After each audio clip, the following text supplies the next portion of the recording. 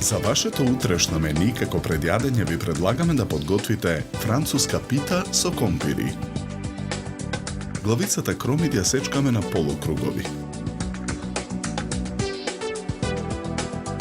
Компирите ги сечкаме на тенки кругови. Празот го сечкаме на тенки коси кругови.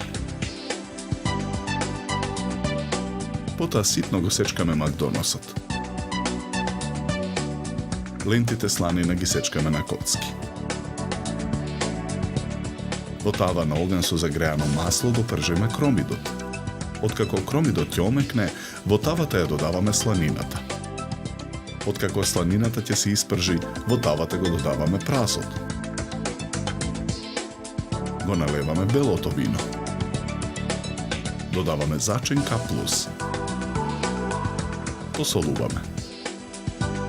Наросуваме мелен црн пипер. Ги додаваме макдоносот и компирите. Промешуваме. Откако компирите ќе се запржат, ја тргаме тавата од оган. Во длабок сад ги ставаме брашното и маргаринот. Посолуваме. Со рака ги месиме состојките. Постепено ја додаваме водата. Го ставаме тестото да отстои во фрижидер. Потоа на набрашната работна маса го размесуваме тестото. Го делиме тестото на еден поголем и еден помал дел. Од поголемиот дел тесто со сукалка разлекуваме кора. Кората ја ставаме во тркалезна керамичка тава.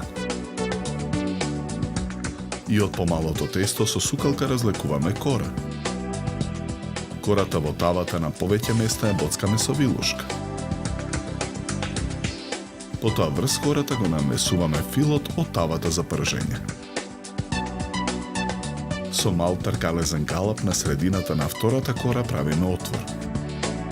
Потоа кората ја нанесуваме врз филот во тавата. Краевите на првата кора ги свиткуваме кон внатрешноста на питата. Кршиме едно јајце, ја делиме жолчката од белката. Ја матиме жолчката со вилушка. Со четка со изматена жолчка ја премачкуваме питата. Тавата ја ставаме во ретна. Печеме 15 минути на температура од 180 степени. Во садот со киселата павлака ги кршиме преостанатите 2 јајца. Мешаме со жица за матење. Со црпалка во длабнатината на питата нанесуваме од мешавината од павлака и јајца. Тавата ја враќаме во рерна. Печеме уште 10 минути на температура од 190 степени.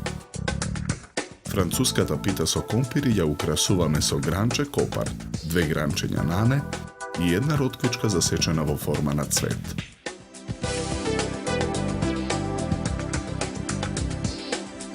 За подготовка на ова предјадење нам ни беа потребни 90 минути.